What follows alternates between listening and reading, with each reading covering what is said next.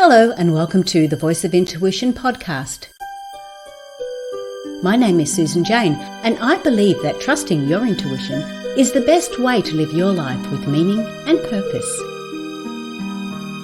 Each week you will hear about how you can connect, develop and trust your intuition through the wonderful array of guests we have on the show and my own personal experiences. Join me to understand how your intuition can guide you towards a life full of meaning and loving purpose.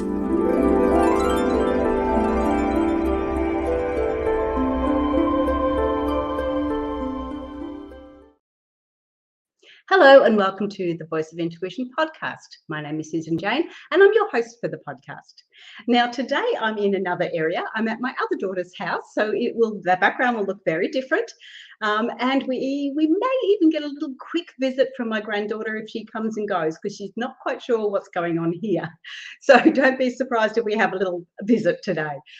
But we've got something really exciting today and something we haven't talked about before, which I'm really looking forward to getting a deeper understanding for. We're talking about light workers. What is a light worker? Why do we have light workers? How did they get to be called light workers? I want to get a really good understanding of what it is, because I've heard the terminology bantered around quite a lot. And I know that there's a lot of us light workers or a lot of light workers in the world, but I want to get a deeper understanding of it. And I have got the perfect guest to help us with that.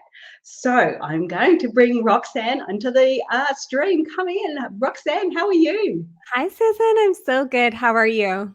I'm really good. I'm looking forward to hearing this because I have heard a lot about light workers. I do understand the terminology, but I would really like the listeners to get a better understanding of it.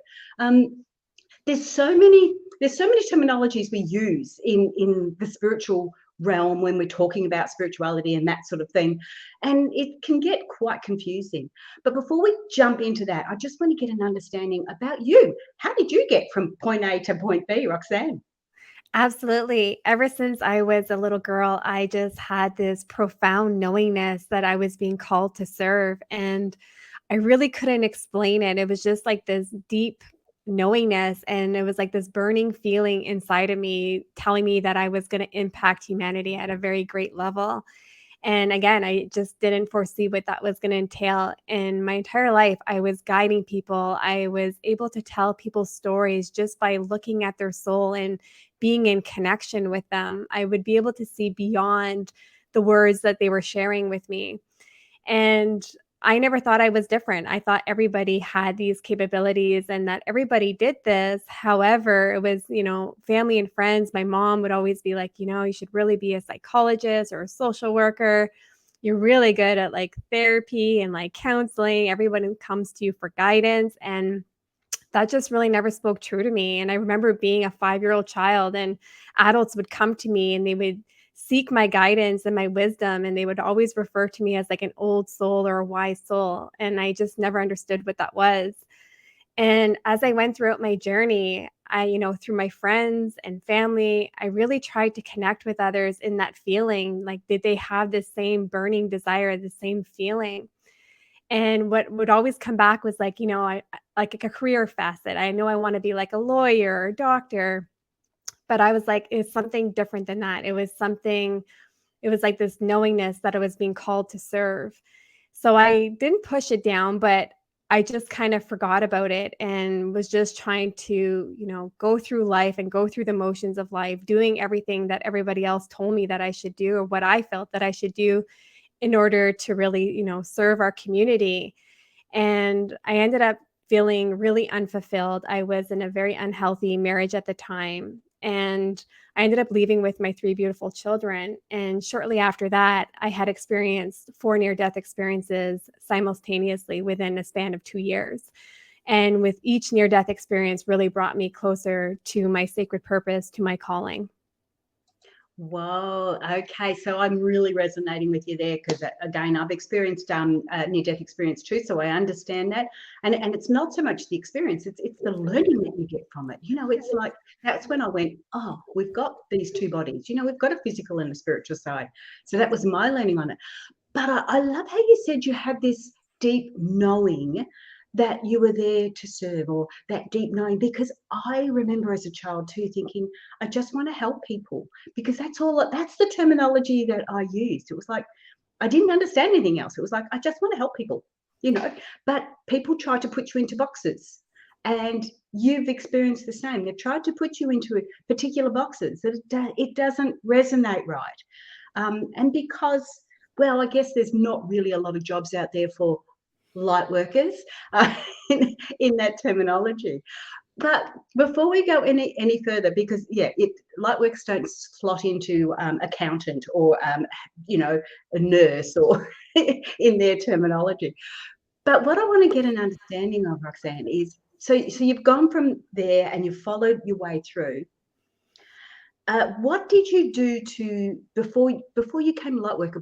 What was the experiences? What were you feeling? What were you going through before you got to that aha moment where you said, okay, I'm a light worker, and then we're going to talk about light workers. So I want to know what you were experiencing first. Yeah, absolutely. When I was a little girl, it was like this interconnection that I had to the creator and to the angelic lineages. I always was receiving channeled information. I was always feeling connected.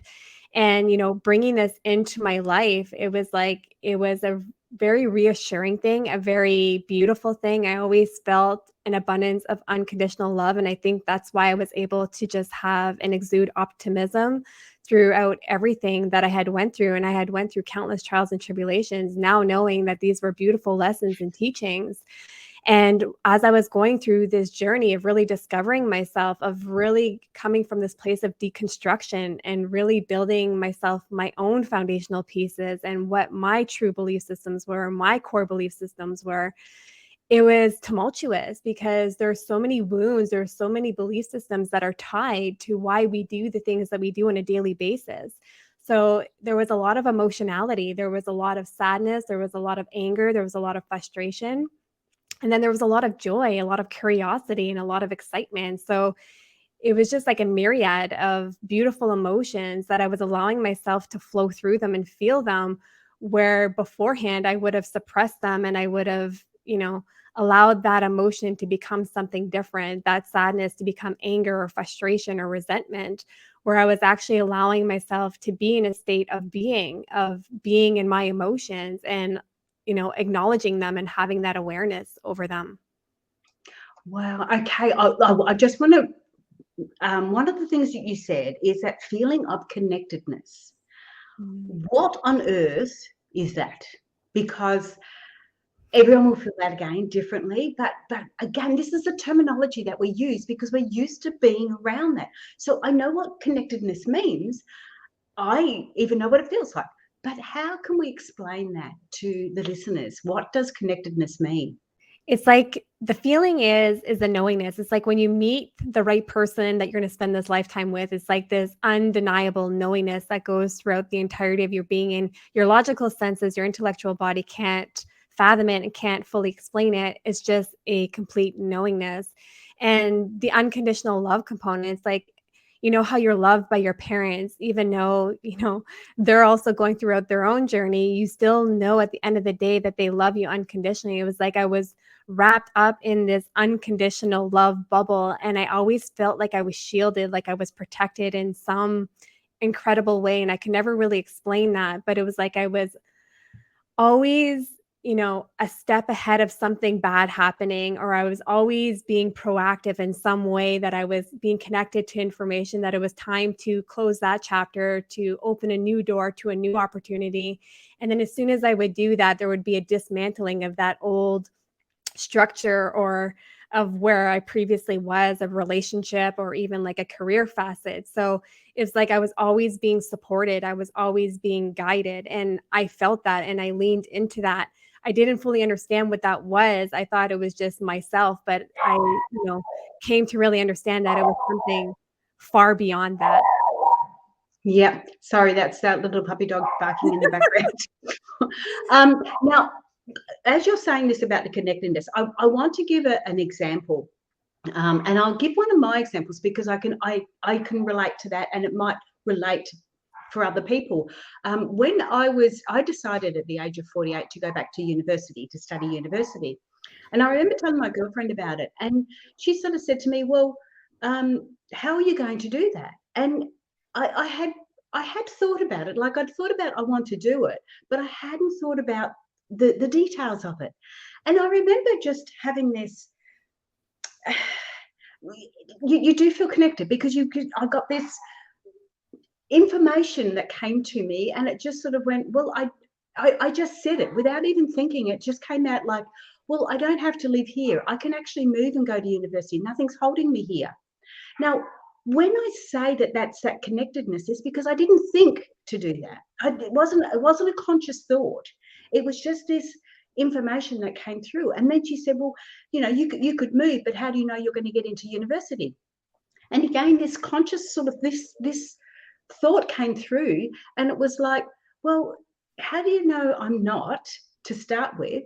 But the other aspect is, if I don't get in on that course, I will get in on another course. They're not going to stop me. No one can stop me from doing what I want. And it's really, when you're feeling connected, when you feel like you're in the right space and doing the right thing, these things will just come to you out of the blue. And I do remember thinking, wow, where did that come from? Because I knew I didn't think it.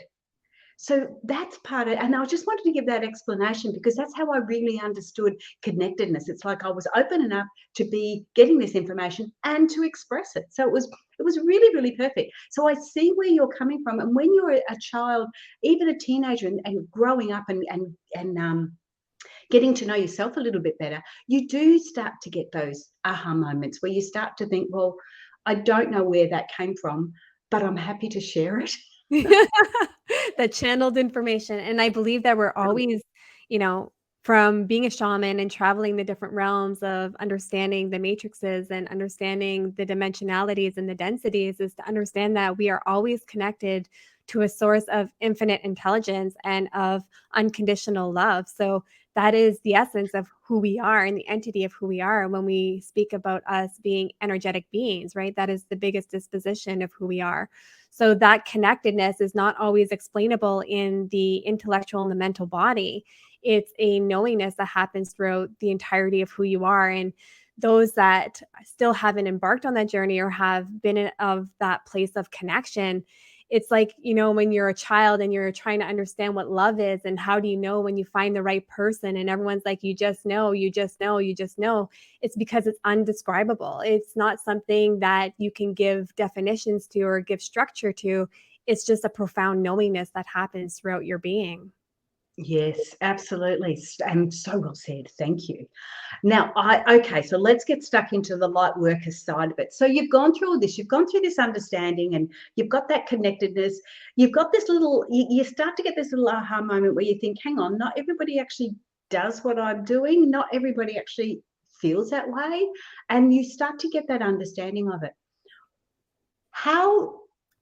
Why did you call yourself a light worker? Why do you refer to that? What actually is it? And how are you related to that sort of side to it? I want the nitty gritties now. Woohoo. Right. So light workers, when we think about definitions and labels, this is what we're trying not to be tied to. But when we fall under an umbrella, is to understand that light workers aren't just one type of person. A light worker is here to serve humanity, and however that may be.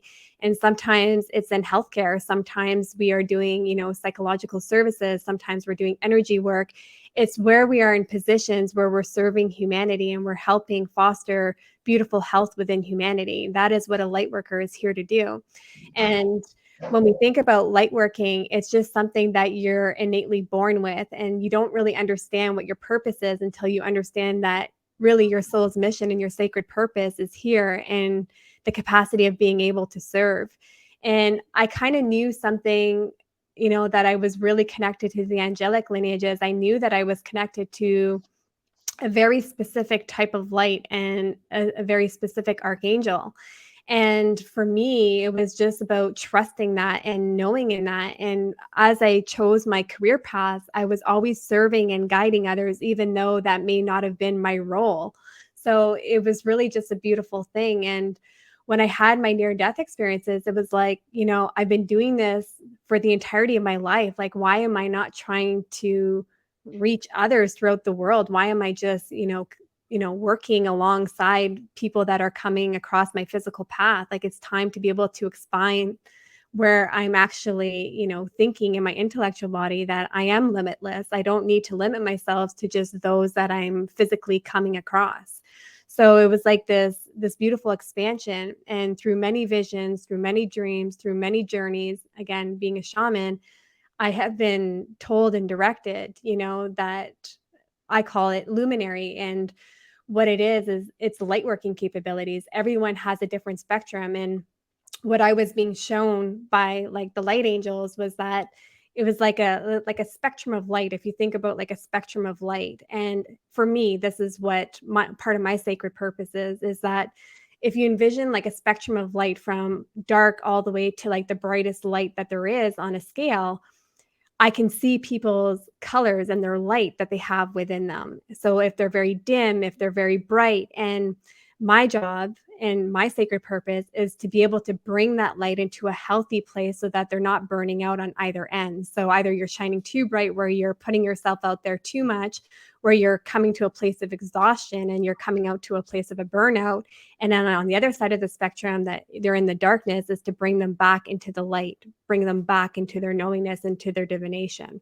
So that is what I do, but not every light worker is the same. We're all different. We're all unique. We all have our own capabilities and gifts and internal medicines that we have within us. And it just depends on the light worker themselves. So really the light worker is like you say, it's an umbrella, isn't it? It's not even like clairvoyant. There are, well, you said something in there which was I really liked. It really resonated with me. And that was connected to a different light, connected to a different light, I think you said. But yeah, like I've always known, like the way that I speak like light language, like we talk about universal light languages, a lot of them get them in the context of an actual language. For me, it comes in the form of light coding, structures, symbolisms, and things of that nature. So the way that I was getting my information for the entirety of my life, not understanding what that was, obviously, until I was older, I was always getting these information pieces of being connected to that divine source. And I know that I have a very special connection with Archangel Michael. Like I know I'm part of that lineage. So I'd always get information and their direct light connection to me and to my heart space. So it was always something that was very prevalent for me. I just didn't understand that was different. That's not something I was able to ever explain to anyone because I didn't know that it was something different, Yes, yeah, and that is part of the challenge, isn't it? So you're saying that basically with light workers, we're here to light up, here to heal, here to help. So anyone can be a light worker. It's not a label that you have to take on board. It's part of an overall thing. Yeah, for me, it's part of a sacred purpose, right? It's part of what you set out and what you were designed to do on this planetary system in this timeline. So it's a soul contract, essentially, right? It's something that was instilled in you that only you had that one gift and ability to bring to the earth plane in this now timeline. So when we understand that, is that not one person will have the same sacred purpose. It is impossible. Everyone has their own purpose. Not everyone's purpose is here to bring light to the world. We need to have that polarity, that duality, right? So we see that in the contextualization of the world in this now moment, right? There's always that polarity, that duality. So not everyone is meant to be a light worker because that's not part of their sacred purpose, but some of them are here to share their art in the form of however that may be for them as their outlet in order to heal others. Like it can really range. It just depends on what their sacred purpose is. Yeah, so it can be very, very widespread. It could be anyone from I'm an author to an artist to a healer to even like you say, even those negative polarities. They're still bringing light, but it's dark. It's a dark light. It's the ability to be able to see the opposite. Right, and you can't have light without dark, right? You can't have dark without light. You need the yin and the yang. You need the feminine and the masculine, right? We need the polarity. We need to be able to have that beautiful structure of flow of knowing that, the light shapes the dark and the dark shapes the light. And without going through the trials and tribulations that we've went through in our lifetime, we would never have the teachings, the learnings, the understandings that we have unless we went through those things, because we wouldn't be growing and evolving. We would be staying stagnant within one emotional structure of our being, which is physically impossible. We are here to express all of our emotionality, all of our emotions. So for us, it's each part is just as important as the other, right? We need to have that duality. We need to have that polarity. And when we think about the laws of nature and the guiding principles, is that we need to have the law of polarity, the law of gender, the law of duality. Like, these are important structures in order for us to have a very healthy planet and a healthy, dynamic in humanity. Wow, I love how you put that. That's really cool. And too often people think of the negatives as like, like the world's coming apart, and there's so many problems. But this is where people like yourself, the light workers and the healers and the different modalities can come in and support when you are experiencing those negative areas. It's not you. They're not going to stop you experiencing them. They're going to help you get through them, and that's the beauty of it.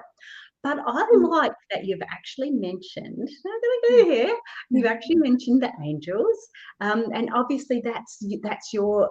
I call them tools.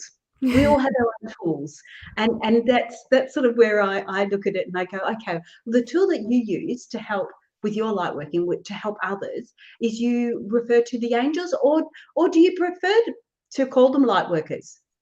Yeah, I really call them what they have, prefaced and referenced themselves as in journey, and really it's angels, right? It's archangels and it's angels. So for me, it is what it is, and I don't get stuck in those labels. And it's not just the angelic lineages. And being a shaman, we're connecting with the ascended masters, we're connecting with the creator, we're connecting with all sorts of divine intelligence and of unconditional love, the councils. So to understand that everybody has their wisdom, and it's not just body, like every soul essence has their wisdom, and it's about opening ourselves up to that connectivity in order to receive the wisdom that they are trying to disseminate. So for me, it always came in the form of the archangels, and I never really saw angels until I was a little bit older, but it was always the archangels that would come to me. So for me, that was like that connection to them, and it just felt very beautiful. And a lot of the times also I get connection from the ancestors of light, my ancestors, other people's ancestors, depending, where I'm being guided. So it's just a beautiful thing. And then we have our highest self, and then we have your oversoul. So it's like we're always being supported and we're always being connected. And they're all here to support us in our highest good, and really to just living a life of beautiful success. Okay, now you mentioned the word shaman. Now, a lot of people can have a negative connotation to shaman. Can you explain what shaman means, or just clarify that a little bit for us? Yes, absolutely. So shaman, so I am a generational shaman and a celestial shaman. So shamans were known in the tribal communities, and shamanism has been around for over 100,000 years. And these were the doctors, the spirit doctors, the energy doctors, the herbal doctors, the doctors of all tribal communities throughout the world. They all had their own shaman. They were considered the doctor of the tribal community. And they had the practices, and they had their own specializations in either energy work, herbal medicines, plant medicines, just depending on the shaman and their specialties. There should be no negative connotations towards shamans, in the sense that they're here to help serve, and you're always going to have good and bad in every in every profession, just like you do in doctors, just like you do in teachers. So we can't categorize one shaman with all of the other shamans. So shamans, their sacred purpose, a true shaman's sacred purpose, is here to help serve and to help guide you to heal every aspect of your life. So for me, that is like the most beautiful honor, is being, a shaman and being called by my lineage to step into shamanism, because it is just such a powerful thing. And when we see when we're working with our clients and our patients is just such beautiful transformations that happen and realizations. And it's just such a beautiful aspect to witness in their journey. Yes, I agree. And I think the early TV and things like that with the drama and everything else put those negative connotations, a bit like witches, put those negative connotations on all that sort of aspect to it. And so, yeah, I just wanted to clarify that because I know quite a lot of shamans. I know heaps of them, and I think it's just a terminology that they want to use because they're still doing the same. They're using different tools to achieve the same purpose. That's right. And that's where I see when I'm doing a lot of these interviews, I can see the people that are coming on, they're just using different tools. And those tools will resonate with one person more so than they will resonate with another. And that's what the beauty is of it. The beauty of all these modalities is that we have the opportunity to pick and choose what we want. We don't have to go with whatever. And that's and that's the beautiful thing is that we do have these different modalities. And, I love when I hear someone, they're like, oh, I'm going to change the world. I'm like, not one person can change the world. Not one person can help shift, the expectation of the world. We have to work in co-creation and co-collaboration. What I say, what I speak, the way that I build my content may not resonate with Susan, may not resonate with Julie, but somebody else's way of producing their content in the way that they speak and the words that they use may have that impact. So it's about knowing that in your soul design, in your sacred purpose, you have people that are specific to you that will be attracted to you by design, right? So it's not about fostering this growth all by yourself. One, nobody can have the energetic disposition to handle that. And two, we are here to help serve one another, to help one another. We're here, to be in hand and serving hand in hand, not one against the other or just one doing it all. Yes, and I think this, because of going through business and everything else, the business attitude was, they're your competition. If I'm running a plumbing business here, they're all my competition. But the complete difference with working with light workers, with working in the spiritual realms in those areas, is we are not in competition. None of us are in competition, and sometimes I have a little bit of that issue with some of the life coaches and things like that. It's like I'm the best, come to me, but they're bringing in that old patriotic attitude instead of that matriarch attitude where we all help each other, and there's horses for courses. Some will need this and some will need that. So I really like how you put that together, because it makes us work together, and that's what light workers are. We work together. Absolutely. And I think that when we come into that place, and really speaks volumes of someone's soul and self-mastery journey of how they actually, healed aspects of themselves, because when we're in that frame of mind, that is the ego. That is the ego speaking, that we're looking to fulfill the ego. When we actually come in and dive into our soul and self-mastery journey, is the ego experiences over 1,000 different deaths, because we understand that we're not the end all be all, right? So we're here for a sacred purpose. And if we can't, offer our services or be in a form of healing or guiding without stepping into our ego, we are then doing a disservice to our clientele, right? Because if we think about it from that aspect, we are literally running ourselves solely in our masculine energy. We're not actually being in our state of flow and of knowingness, of knowing that exactly why we're here and what we are intended to do will actually be the way that it is intended. So when we come from that place where we're coming from the ego, it's like the wounded healer trying to heal other people. It's just not possible, right? You can't guide someone to heal aspects that you've never even healed yourself. You need to be able to go through that journey to understand how you can guide someone better. And if we can't look in the mirror and we can't, dive a little bit deeper and understand why our belief system is that way, why we feel that we need to be the best and we need to be the top, then it comes to a place of what are we not surrendering to? What are we not healing within ourselves? Yes, absolutely. Oh, I think a few of my guests need to listen to this podcast today.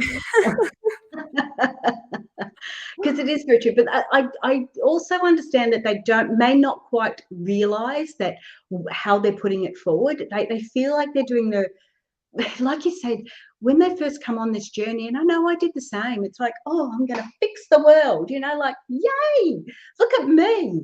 And it is quite ego-based, but we need to have that as well to give us the ability to go ahead. We need to have the ego engaged so we can move forward with it. So it's not a bad thing. It's just not letting that ego go a little bit overboard. The ego needs to be engaged, but the ego doesn't need to be the driver. The soul Yes. essence needs to be the driver. The heart space needs to be the driver. When we're allowing the ego to become the driver, that means that we haven't surrendered to our ego body. We haven't surrendered to the intellectual body. So when we're coming into that space, is that the ego is a vital part of our human mechanism. That is what keeps us safe. That is what, drives us forward into action.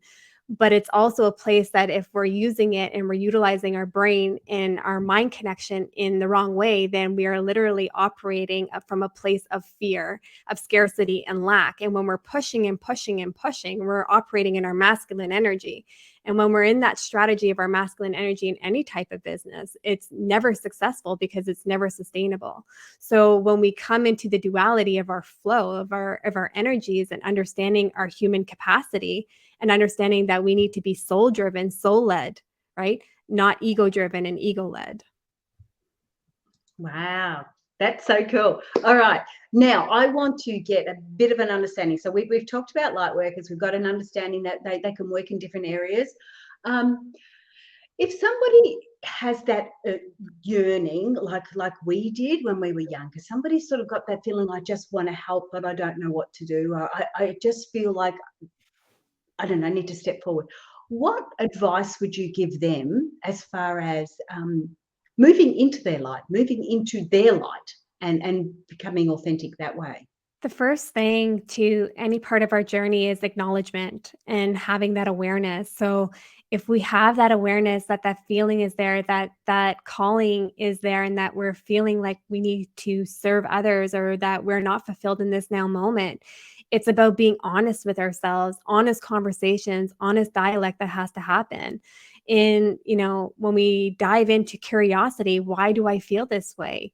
Why am I doing the exact things that I'm doing right now that really aren't fulfilling me? It's about allowing ourselves to dive into ourselves with curiosity and following that knowingness. Our intuition and our guiding voice is always guiding us. It's our ego that gets in the way of it, right? So our intellectual body doesn't like fear, doesn't like change. So it's going to want to keep us in a place where it keeps us comfortable and keeps us in the confinements of the known. So when we're moving to this place of unknown, which it really isn't unknown, because we know our spirituality, we know our soul essence, we've just forgotten.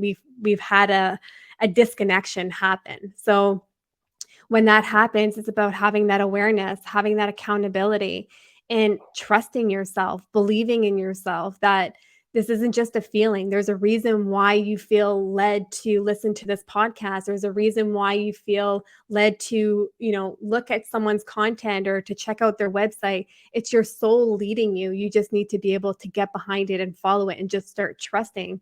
As soon as we start surrendering to that trust aspect and we surrender where we're being guided, life becomes very beautiful, because we no longer encounter problems. We encounter choices.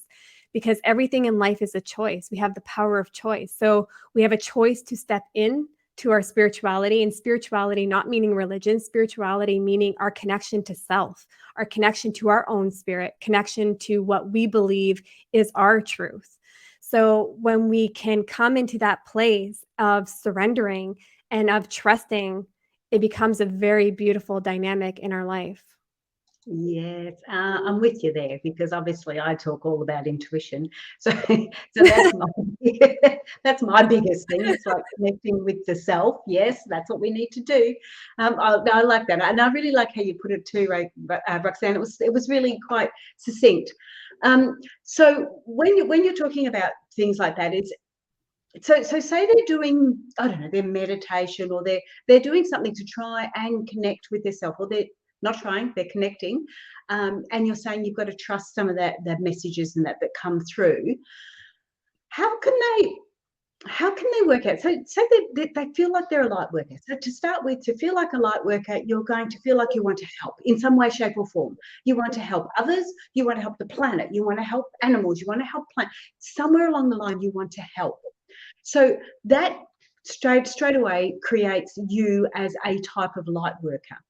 How can they work out what the best tools are? And you know how I referred to tools as in different modalities or different things? How do they find out what's their best tool or tools to use? I think this really comes to self-exploration and really exploring what works for you, because meditation might work for me, or chanting or journeying or singing or dancing might work for me in terms of connection, but it may be different for someone else. Sometimes it's journaling, sometimes it's artistry, sometimes it's listening to music, a certain frequency, a certain gigahertz. And a lot of the times when we're talking about connection is that people don't understand is that they already are connected, right? The connection is already there. It's the acknowledgement piece that hasn't happened. There's something in the hyperconscious, the subconscious, that hasn't actually connected that this is actually divine source of intelligence or of unconditional love. So when we understand that as a human being, is that any type of connection that you think that it's just your imagination, if you go into a journey or if you go into a meditative process or you go into a chant where you really feel free and you feel connected, and you start to have these creative senses and of imagination, is to understand that your imagination is the reality, right? The imagination in shamanism is your reality. That is your creative senses. That is what is actually happening in this now moment. It's not being forceful from the ego. It's coming directly from your third eye through your crown, and it's coming in as beautiful messages. So that can be different for anyone. Some people can't come into a meditative process until they heal so many aspects of themselves because they can't handle the silence. They have, the chatter happening in the intellectual body that they're not able to quiet or to allow it to be still in order to hear anything else. And it's to understand that everything is a practice. Nothing just happens overnight. Like, this is why we have monks that are out in the mountains for countless years connecting, because it takes years. It's a practice. It's not something that it's, instant gratification. You do it once and you should be connected to, the angelic lineages, or you should be connected to whatever divine source of intelligence that you're looking to connect with. It's about understanding that connection is a daily practice. It's a daily self-love practice. And it takes time and it takes space to be able to step into that and to be able to allow yourself to surrender into it, because that is the hardest part for a lot of clients if they haven't healed certain limited beliefs or through certain wounds, is that they don't think that they're anything beyond what they are in this now moment, which is, a very hard thing to do, to stay connected if you feel that way. Yeah, absolutely. That's wonderful. Look, because the way you've said that, Roxanne, I want to actually talk about, you've got a retreat on this year in November, and it's called the Illumination Retreat. Now, give us an understanding of what that is, because is that a space where someone could go and get an understanding of what we just talked about? Absolutely. This retreat is not like any other retreat, and this is not just my ego. This is other global leaders that are leading this retreat with me, and we are really creating something that is evolutionary through consciousness here on Earth. And what we're looking to achieve and what we're looking to offer is that we are looking at healing and guiding others to heal and to acknowledge and to have awareness throughout the multidimensionality of which they are, right? We are four beings. We are not just, one being or two being. We have our spiritual, our energetic essence. We have our intellectual, our mental essence. We have our emotional body, and then we have our physical body. And then we have like our astral body and so much more. But these are the main things that we really function with on a daily basis on this planetary system. And the purpose of this retreat and with the leaders that we have is to understand the mind and brain connection, because most of us are wired in the way of our thinking patterns, the way that, we make decisions on a daily basis, is we are not operating in the right side of our brain. We actually have four brains as a human being, which a lot of people don't understand. And they're all working against one another for the majority of the population. And what we're looking to do is bring this beautiful synchronistic harmony to all of our brains so that they can literally connect in beautiful synergetic alignment so that we can actually affect true healing. So this retreat is absolutely transformational. And what we're doing is not just the intellectual body, but we're going into the emotional body, the heart space, and we're going into the physical body. And then we're moving into more of the spiritual essence, the energetic essence. So it's like 7 days of pure like aha moments and awakening periods for someone to go through. So it's a highly transformative experience. It's not just a retreat to go with, your girlfriends to have like a good weekend. It's literally a life-changing retreat. And it sounds quite deep, quite involved. What level do you feel that people, to get the most out of this, if somebody's just starting on their spiritual journey, is that too much? Is that, or is that just like jumping in the deep end and let's see how we go? No, and the way that we're going to bring it, we're going to bring it in a way that is going to be, digestible and tangible. So it's all about, doesn't matter where you are in your journey, it's just going to be life transforming regardless of where somebody is in their journey. So the aspect of understanding that, we make our decisions 90% of the time throughout the day, how many thoughts go through our mind. And a lot of those thoughts are led through, and are driven by, fear, scarcity, and lack. And we're really letting ourselves, stay in this emotionality, stay in this wounding. So it doesn't matter where somebody is to understand that you are not just a physical being. And this is proven in science. It's proven in religious structures, is that we are energetic beings. We do have a soul essence. It has been proven. And it's about going to all of these layers, these different layers, so that we can truly affect change and not just, give coping mechanisms or coping tools, but actually affect true change at the cellular complex, at the cellular level, in conjunction, in collaboration with every layer of our being. Wow. Okay. So again, it's available for everybody. And you can find that on the illuminationretreat.com. You'll find that on the website there, and look for Roxanne there. But Roxanne, we are just about out of time. Thank you so much for that. It's lovely to get the understanding from somebody else too. Like, I know what I've experienced and what I have learned and listened to and gathered that information. It's really lovely to get that information from other people, because it means you're open. And that's how I feel. I'm open to have other people's understandings through it. And then, as the listeners hopefully they're getting their understanding of it. And then they can take that on board to where they need to go. But any last quick words you've got to share with us before we say goodbye? Yeah, I just want to say, one, thank you so much, Susan, for having me. It truly has been an honor. And for the listeners that are tuning in, is you just really need to believe in yourself. You're already being guided. You just need to trust where you're being guided, because you have something to offer that nobody else does. And it's time to really recognize that. Yeah, absolutely. And that's the biggest thing, isn't it? Is that we are all different, and that's what we can honor. We can honor the experiences we've had. We can honor the areas that we've come through to get to where we are.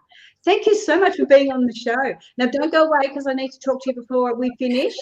So thank you so much for being on the show. Sounds great. Thank you, Susan. No worries. So guys, jump onto the website too and have a look at that, illuminationretreat.com, and see if that's for you, because that sounds really, especially 7 days. When you have some of these shorter retreats, it takes you a bit longer to get in. But when you've got a longer retreat, like a 7-day retreat, it allows you that time to get yourself into the right space and then move from there. So it's really worthwhile doing it, and having a look at that. So jump on and have a look at that, illuminationretreat.com. But that's it for today. Share, subscribe, like the podcast, and get it out there. And if you're a light worker, connect with us, because the more light workers we have, the more we bring light to the planet. The more we bring light to the dark as well. And yes, we do need the light in the dark, but sometimes the dark can get a little bit there. But I'm Susan Jane. Thanks for being on the show, and I will say bye for now. See you next week. Bye.